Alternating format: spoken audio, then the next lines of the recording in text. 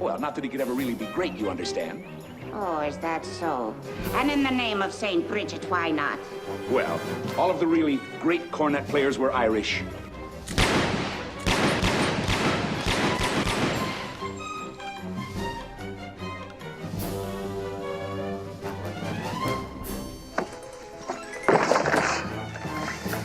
You shouldn't hang me on a hook. My father hung me on a hook once. Once.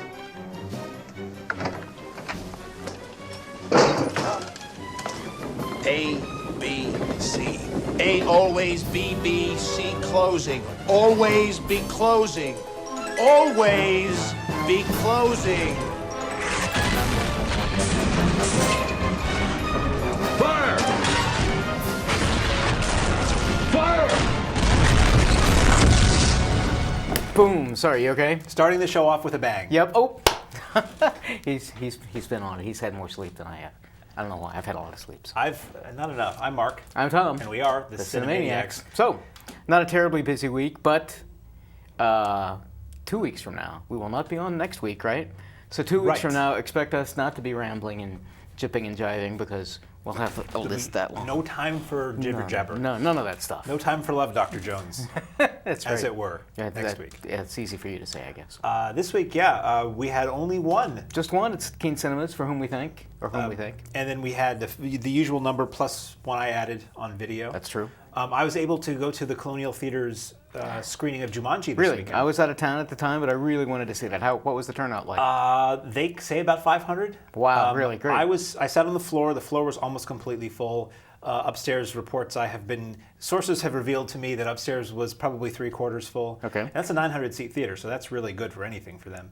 I heard that it was a free screening. Donations went to MAPS Counseling Services locally for the Monadnock region, and they made about $1,000 on donations, and they're splitting that between MAPS and Samaritans, which is all great. Right. And I'm sure the theater made a pretty penny on concessions. Concessions and things, sure. Everybody wins in that case, and so the. Do you know where they got the print?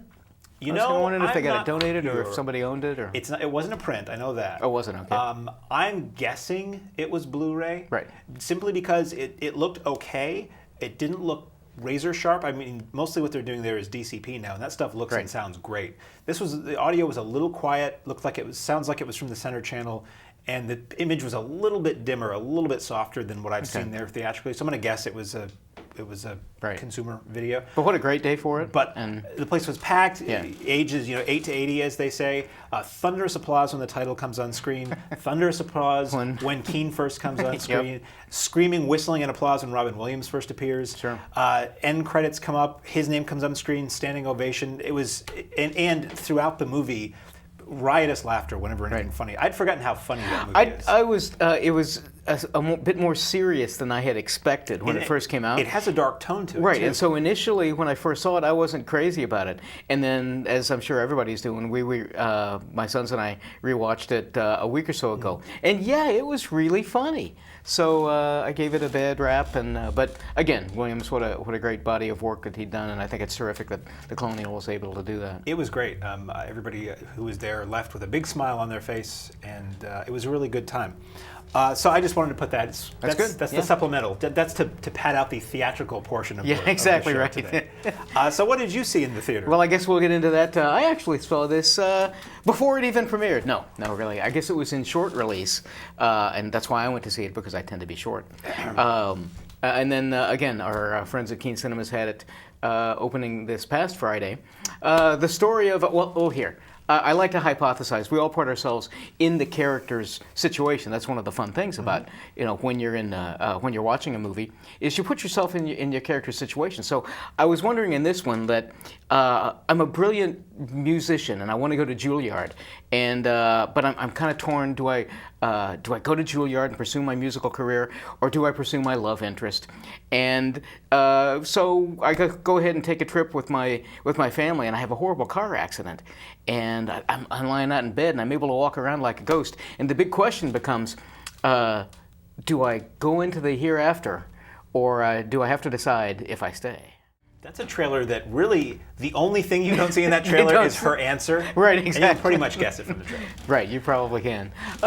Again, you'll recognize her from several things and names and everything. I've got Stacy Keach, as you mentioned when we were off here, a certainly recognizable face, but a lot of kind of unknowns, and I thought casting worked pretty well. I thought casting worked well so that I could get into this film, and also the performances were okay. I think you can kind of tell where this film is going to go from the moment it begins. At least that once the big plot point, the twist, takes place. So I kind of felt that it dragged a little bit. I knew what was happening. Let's move. Overall, I think this is based on a book. I believe so. So if you like the book, I think the film is perfectly adequate, but no real great shakes with If I Stay. Baseline, it's nice and increasingly rare to see a movie about nice people. Okay. I didn't really dislike anybody that is in this entire film, which is unusual these days. I wonder about the structure of this movie. Okay, how so? I agree with everything you said. It was pleasant and nicely shot. Everybody in it was good, people I like. Chloe Moretz's father is played by the actor who played one of the 3 leads in the Blair Witch Project. So if anybody had a doubt as to whether that movie really happened, he didn't die. He's still acting in Chloe Moretz movies. So the way this is told is you start what is clearly in flashback. It's a little soft focus. What leads up to this accident, and then you see a little bit of the aftermath of the accident, and then we keep flashing back to her life. Right. So you're seeing sections of her life and basically her romance with this young rocker guy. And all that is pleasant and interesting, but it keeps cutting back and forth between that and her in the hospital watching her family members, fighting for life and herself fighting for life. And I kept getting yanked out of the story that I was in every time they shifted time and place. Sure. Like, we're in the hospital, I'm like, oh, this is really interesting, and now we're talking about her going to Juilliard or not. And then I'm getting very emotionally invested in that, and then, okay, now we're back in the hospital. I'm like, what, but. So I don't know how you solve that, because if you told it chronologically, the last 10 minutes of the movie would be the whole struggle for life and metaphysical and all that. Right. So you really couldn't do it that way. But I wouldn't say I was bored during this, but it was just kind of to me for the most part. I think this is primarily a movie for teenage girls or females more than manly men such as ourselves, lumberjack types like us. Exactly. But it was pleasant enough. I will say that if you're watching this locally in Keene, this is in Theater 6, which usually is what I think of as the short time theater. So if you're interested in seeing this, you may want to see it sooner rather than later. How about soon? That's true. And that's all we had in theaters this week. It was brief, yes. Don't know what we're getting next week. I always check the Keene Cinema's website rapidly, like every day. I'm clicking on refresh, looking for the magical words. Usually it's there by the showtimes. time we screen or record. But so we're hoping Sin City next week. I would love that. Speaking of manly man type films, but we don't know. So next, but we won't be here next week, so. Doesn't matter. So yeah, I can almost guarantee by the next time we do a new episode, if I stay, we'll not be there anymore. I would assume so. We thank our friends at Keene Cinemas for being so cool and so nice and providing these films to us and to you at home. And we move on to thanking our other friends at Video Headquarters for providing us with all but one, though they may actually get the last one, of the films that we are about to discuss. Equally gracious they are. The first of which is Adam Sandler and Drew Barrymore returning triumphantly to the screen once again as 2 heads of households. It's kind of a Brady Bunch thing, really. A guy with some kids and a lady with some kids, and they get together and they become the titular blended. I keep getting the sense that, and we've seen films like this. I forget the name of the film. Johnny Depp was in it, but he and I forget the actress's name. Was it The Tourist? Yes, it was The Tourist, where you just get the sense that these people are either just happen to be there and they're off for a month, or Adam Sandler and Drew Barrymore really wanted to go to Africa. So Sandler sat down for about a week and wrote a script. I was really looking forward to this because I've loved a couple of films. I think 50 First Dates could be one of the top 10 maybe, or I'll say 20 funniest films and most clever films. I really liked it. I think they've got a great chemistry. So when this was coming out, I was getting a sense that, this might be a little hard to buy, which it was. Ultimately, I just didn't find this funny. I think the two of them have great comic timing. But for me, this entire film boils down to what we saw in the clip, which is where Drew Barrymore gets something hot in her mouth and she just spews out food. That's not funny. That's not clever. And that was about the level of humor I thought with this. There's some funny bits, and Sandler rolls off some funny humor, and they have a few moments. But overall, in the pantheon of Sandler films, which he can go from really clever and funny to really stupid potty humor, I thought this was right about in the middle. I would have to say the same thing. It's not. I haven't liked a lot of what I've seen of his. I haven't seen all of them. Through your good graces, I have a couple at home I still haven't watched yet. For me, The Wedding Singer is probably the best thing I've seen him do, or the thing I've liked the most. Terrific It's film. more in sync with my mind. And the worst is, like you say, the potty humor stuff. This isn't the worst offender, but it's also, I wouldn't go out of my way to recommend this to anybody to see this. Right. It's probably okay to watch with kids. Maybe I think there's a little bit of edgy stuff, but it's not as crude as he can be with like the grown-ups films. Well, there's nothing sexually explicit or anything in there, just but a little crude some of the stuff here potty and there. humor and stuff, yeah. So it's I don't really have a lot to say about this, and we have a short show. This is a bad thing. It didn't make me laugh really in the theater. As I always say, you can always count on good music, good classic rock soundtrack in that Sandler film. So there's that, and they usually look pretty good. So there's good visuals and color and all that. But otherwise, if you have no opinion about Adam Sandler, I wouldn't say this movie would be one that would make you a fan necessarily. Well, I will have to say, and this is again why I think he probably did it, it's a decent travel log for Africa. I mean, real pretty Africa and interesting things going on out there.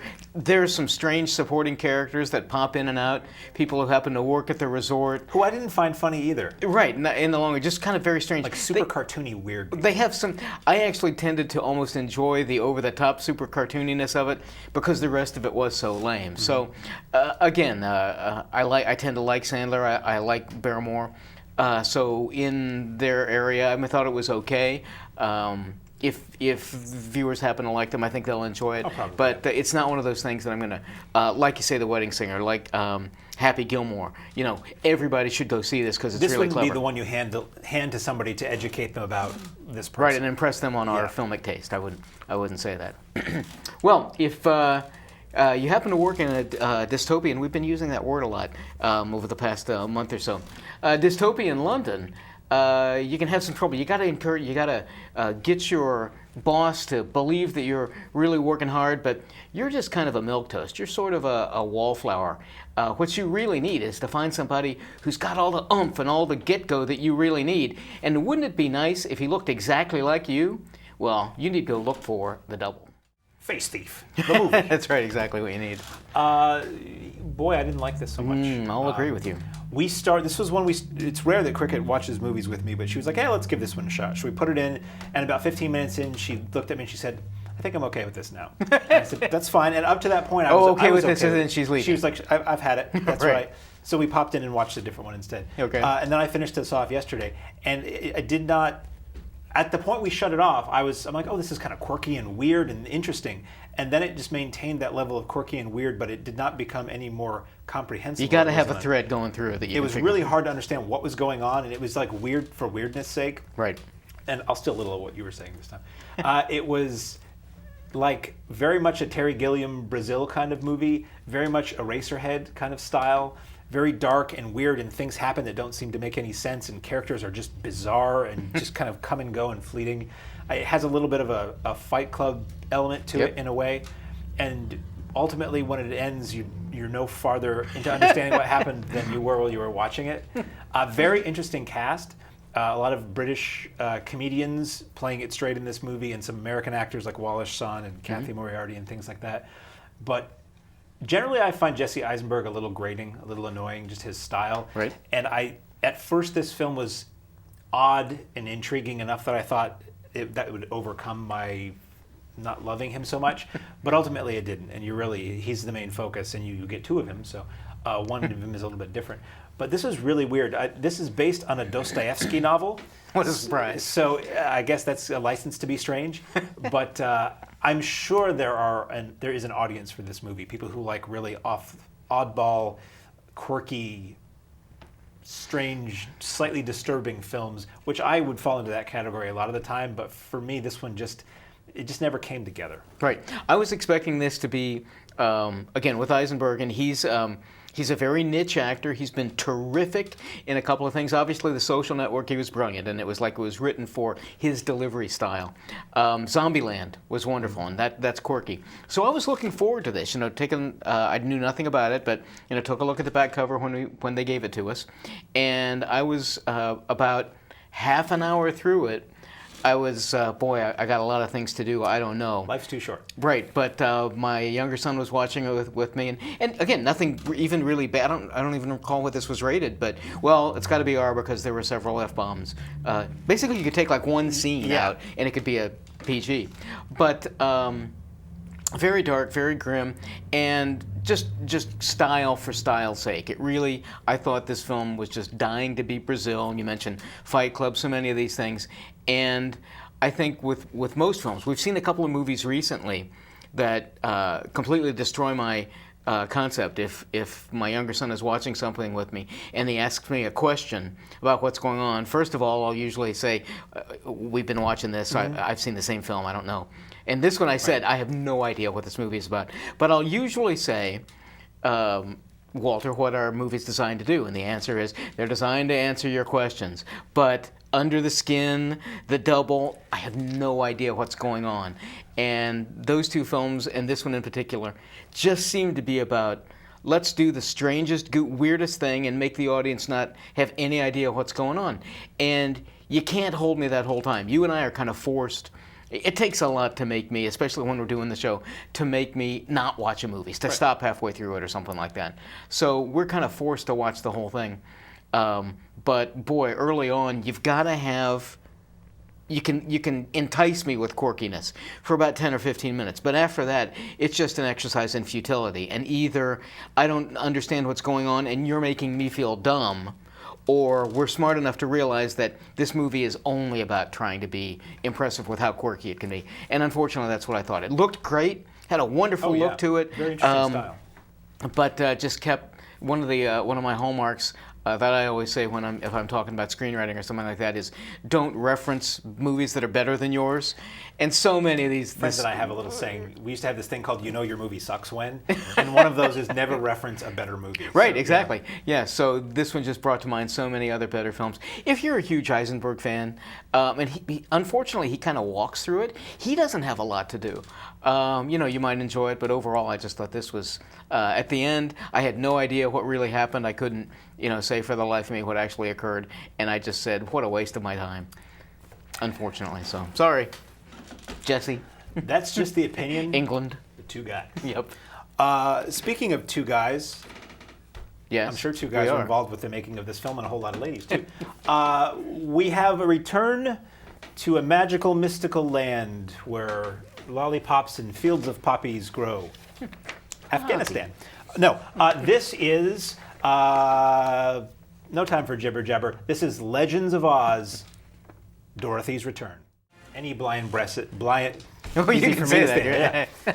This is a family show. Out, right? Family show. Any Brian Blessed is good Brian okay. Blessed. So when I watched this in the theater and I saw him show up as this, lollipop judge in a court full of candy men, right. I just had to laugh out loud because he's just great. So this is a film that never needed to be made in my head. Unnecessary sequels to classics. Having said that, I didn't think it was all that bad for being unnecessary and pretty light and slim. To me, this film's strongest points are it has a nice visual look to it.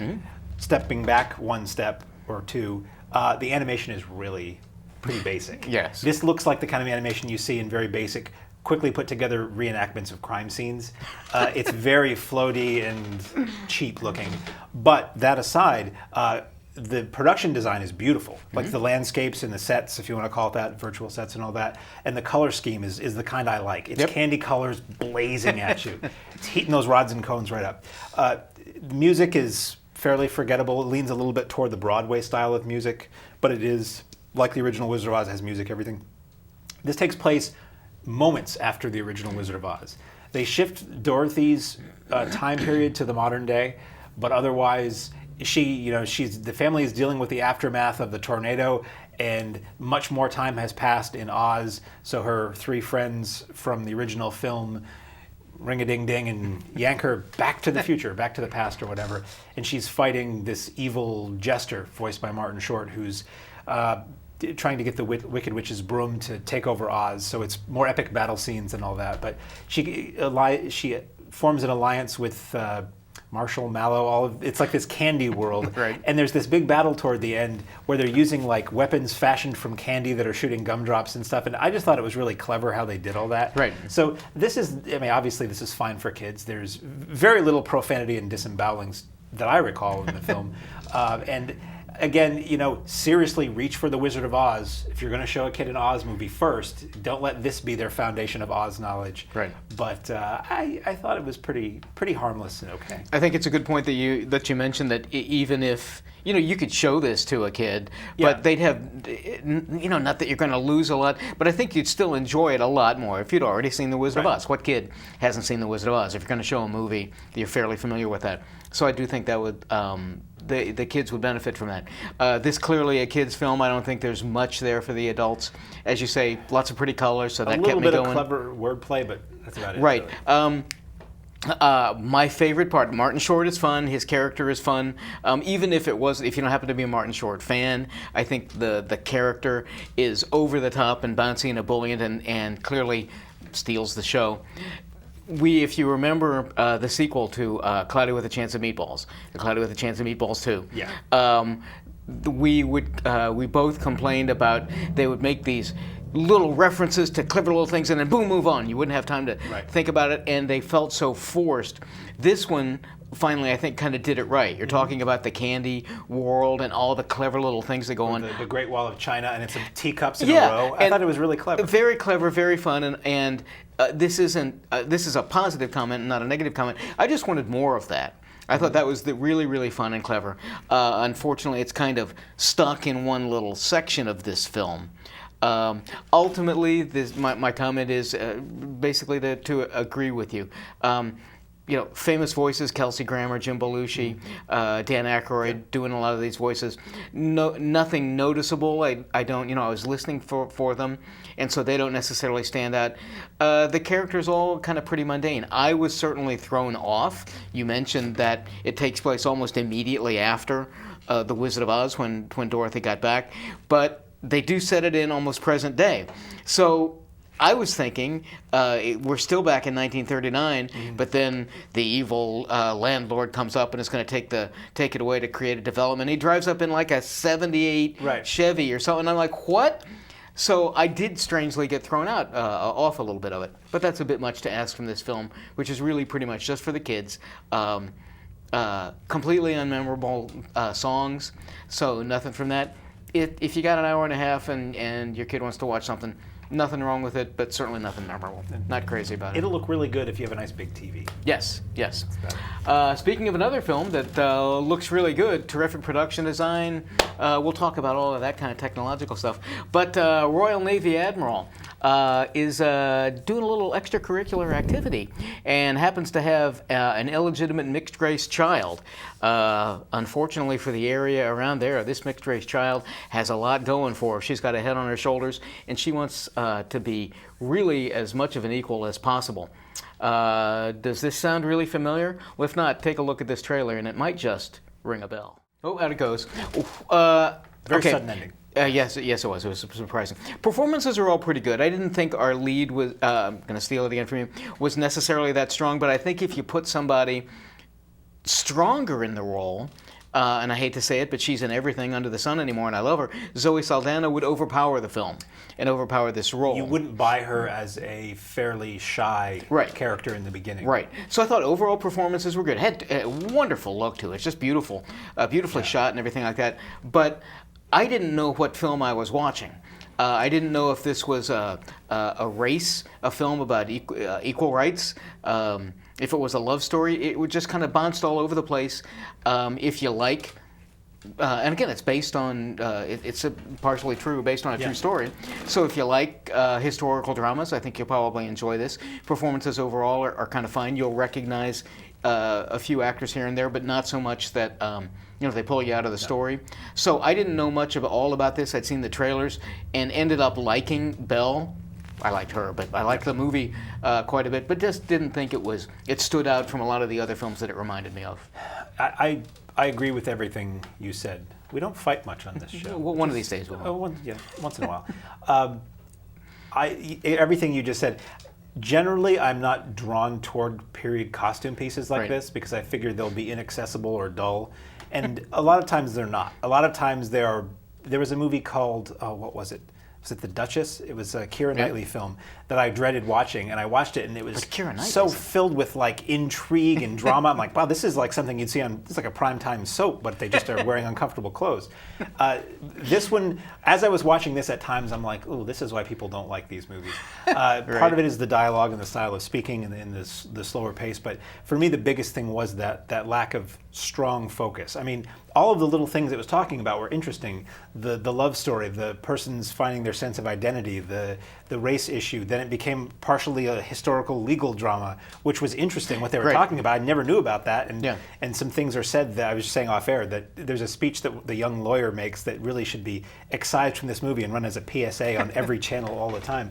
All of that not really coming together for me. I was never bored with it, but it never really grabbed me and held me while we watched it. So I think, as you said, if you're into this style of film, this gives you everything you want out of that. Okay. But like I said about the Sandler film earlier, if you don't know if you like this kind of movie or not, this might not be the one to show somebody to win them over onto the side of period costume dramas. So that's all the work I did. That's all. So I guess we're done. Oh, no, wait. I have 21 minutes to blather on and on. Okay, so here's the deal. Yes. We have one more film that actually comes out on DVD next Tuesday, but since we're not doing a show next Monday, we can't talk about it for next Tuesday. So I figured we'd talk about it now. In preparation. So, do you like the Asian horror movies? I like the Asian horror movies for the most part. So here's one I will discuss presently now. So a young couple moves into a new house and find that with the house, the previous owners have left behind a creepy-looking doll. And wouldn't you know, they don't do the right thing and burn that thing. So thus, as one thing leads to another, the missus of the couple gets married, and through the fault of this doll or not, she gets dem baby blues. Okay. Maybe I picked the wrong trailer. It is translated, okay? Okay. That's the original Hong Kong trailer. Right. This film is being put out by Well Go USA, which is a company that does a lot of importing of Asian and foreign films for America. Newly produced stuff. Because that's got a slick look to it. Looks really fun. It is. So the DVD that's out on September 2nd is subtitled. Okay. And there actually is a trailer that Well Go produced that has intertitles on it too. So if you look it up on YouTube, there's an English-friendly trailer, although that had so little dialogue in it, I don't think you miss anything. So the shortest way to describe this is that this is like a Hong Kong Chucky movie. As I said, this couple moves into a house and they're happy, and he's a music producer and she's a blogger, and they get pregnant, and the evil influence of this doll. It starts off with some good atmosphere and some stuff that's well shot. Okay. Occasionally some visual effects creep in. And I used to be really into Hong Kong movies, and I haven't been keeping up with it like I had, but I was always disappointed when they tried to ape the Hollywood style of filmmaking, because technologically they weren't there yet in Hong Kong, so they would use CGI and stuff, and it would be really not good because for whatever reason they didn't have it yet. Right. And it looks to me, if this film is any judge, this movie's about a year old, that they still haven't quite got there yet. So there's not a lot of CGI in this movie, which is cool. But when they do use it, it tends to take me out of the movie. And is the doll moving or stuff exploding? The doll doesn't move for the most part. What's the CGI? The CGI is some effects to enhance scary sequences in the film. Okay. There is some of the doll moving at some point. There is some stuff with blood. Although, interestingly enough, this movie, you could probably watch it with kids. I mean, it's a family. Well, you know, hey, it's about babies. Come on. I'd watch it with my kid. You know that. There's a little bit of peril, but they call scenes of peril, like they say on movie posters. Right. And there's a little blood in it, but it's not like, you know, probing the wound or anything. It's just somebody gets cut or you see something. Okay. Mostly it's just tone, and there's no profanity, there's no nudity. I mean, I realized after I watched this, I'm like, this is a pretty clean horror movie, which goes to show you can make horror movies and not have them be necessarily gratuitous in any way. Right. My problem with this movie is a lot of the things it does to be scary, I found funny. Okay. Like, this guy is trying to come up with a song for this pop star that he works for. He works at a company that produces this person's music, and he writes the song and he plays it for his wife. She puts on the headphones and she listens to it. Immediately she gets up and she runs into another room and throws up. Now, Right. So that's supposed to probably mean that there are evil spirits in the song, Right, but we to take me it. it's like, oh boy, he did a great one. And then later he plays the song for, I believe, the singer it's intended for, and when she plays it in her car like gets into a major accident. So it's Okay. like, is this supposed to be a cursed song? So it kind of it goes in all these different directions until it focuses on this woman having twins. This guy's wife has twins, and one dies at birth, and because she has postpartum depression, or what a doctor describes as baby blues, she starts to look at this doll as her other son and treat it as though it's her other son. Oh. So he's That dealing could with be creepy. his wife's sort of semi-madness, and all these weird things happen to people around. And I don't know if it's a case where it's cultural differences. Right. Like in Hong Kong, certain things are scary or are taken more seriously than they would be here, and how they're presented to that audience when seen through Caucasian English-speaking eyes, it just Right. comes off as silly. Because there are moments in the film where I was giggling out loud, and they're supposed to be scary. Right. Like the husband is suspected of cheating on his wife by his wife's sister. His wife's sister thinks he's cheating on his Right. wife. So he comes home into his garage one night, and all of a sudden she bursts through this pile of boxes in the garage in like a karate move, like a flying kick through the air. And I just started laughing. I'm like, suddenly this is a kung fu movie. Right. So Baby Blues, I found to not be scary. I found to have some atmosphere at times, but also to be kind of cheesy at times. Okay. So I think if you're into horror movies and you want to, this is not doing this movie any favors, but if you want a movie that you can kind of laugh at, Baby Blues serves a better function as that than a movie to be taken serious. Okay. Right. So Baby Blues is out there. This is the first Hong Kong horror movie I've seen in a long time. I'll give it points for not being about some girl with long black hair over her Right, face, yeah, exactly. which is one of the biggest cliches of Asian horror. But this is probably a B or C level film Okay. in terms of Asian horror, as far as I'm concerned. You got to watch the good and the bad and the ugly all together. The good, the bad, and the baby, I guess. Yes, and the baby. So that's all we have for this week. Yep, kind of a short one this time, We don't have but as many to talk about. that's this week. okay. Next time, we promise we will be talking a lot faster about a lot more things. that's probably true. So have a nice week off. Oh, and you too, sir. And you folks as well. And as Lee used to say, whatever you do, watch movies. Yes. In the erstwhile meantime, I'm Mark. I'm Tom. And we are the Cinemaniacs.